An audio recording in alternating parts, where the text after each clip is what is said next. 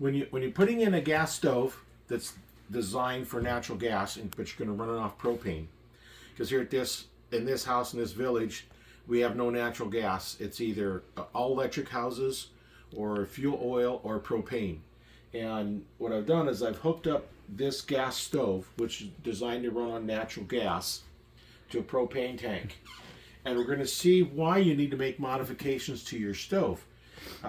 If you have ever welded with oxyacetylene or seen anybody do it, you turn on this acetylene first, and you get this nice kind of a little bit of blue and yellowish flame with smoke at the end of it. Then as you turn on the oxygen, you mix it and you get that good clean flame. Well, with the propane, you're getting too much propane and not enough air, or oxygen. So you have to change, there's little orifices inside of here that controls how much gas comes out, the mixture. You have to change those. And if you don't change them, this is what you're going to get. We're going to turn on this first burner here.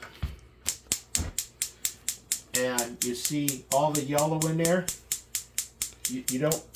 Oh, I got to turn it off to ignite. See all the yellow in there? That's going to create a lot of black smoke. And it ends up being about 12 inches high. So you've got to turn it way, to get rid of that blue, you got to turn it almost off to get rid of the blue flame. So that's what you need to do, is you need to change those.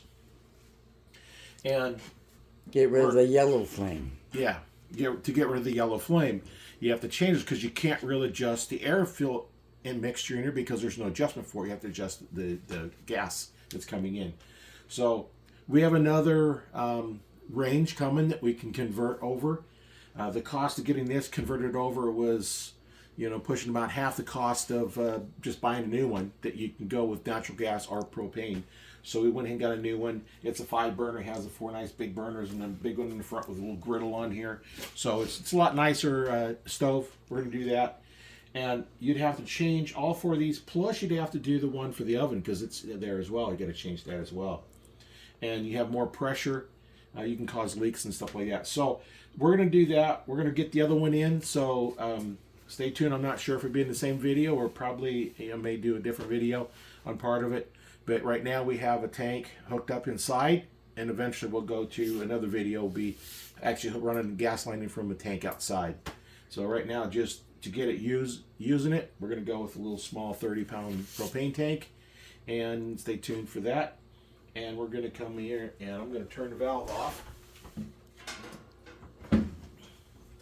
And you can see when it lights, it goes off, and that's about all there was. So we'll turn the tanks off and get ready for the new refrigerator.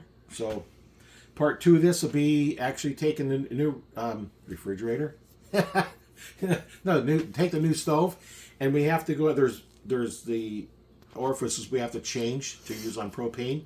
So part 2 will be going through and converting that, changing those out to convert those so they can run on natural gas, and then we'll show you what it looks like with the proper flame on there.